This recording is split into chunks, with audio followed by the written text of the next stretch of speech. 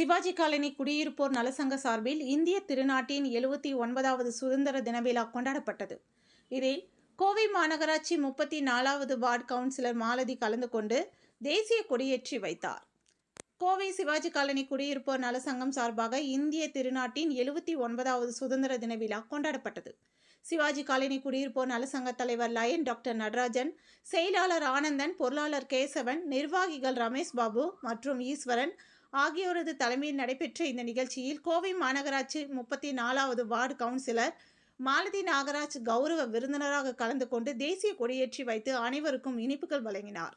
மேலும் சிறப்பு விருந்தினராக அனைத்து சமூக மக்களுக்கு உதவும் பேரவை அமைப்பின் தலைவரும் வழக்கறிஞரும் சமூக ஆர்வலருமான புஷ்பானந்தம் கலந்து கொண்டு சுதந்திர தின சிறப்புரையாற்றினார். அப்பொழுது இப்பகுதியில் வசிக்கும் பொதுமக்களுக்கு தேவையான அனைத்து சட்ட தேவைகளையும் இலவசமாக செய்து வருகின்றதாகவும் சட்ட தேவை உள்ளவர்கள் தன்னை அணுகலாம் என்று தெரிவித்தார். தொடர்ந்து அப்பகுதியை சேர்ந்த மகளிர் அணியினர் மற்றும் பொதுமக்கள் இணைந்து சுதந்திர தின விழாவை கொண்டாடினர். தொடர்ந்து குழந்தைகளின் நடன நிகழ்ச்சி நடைபெற்றது. முன்னதாக அனைவருக்கும் காலை உணவு வழங்கப்பட்டது என்பது குறிப்பிடத்தக்கது.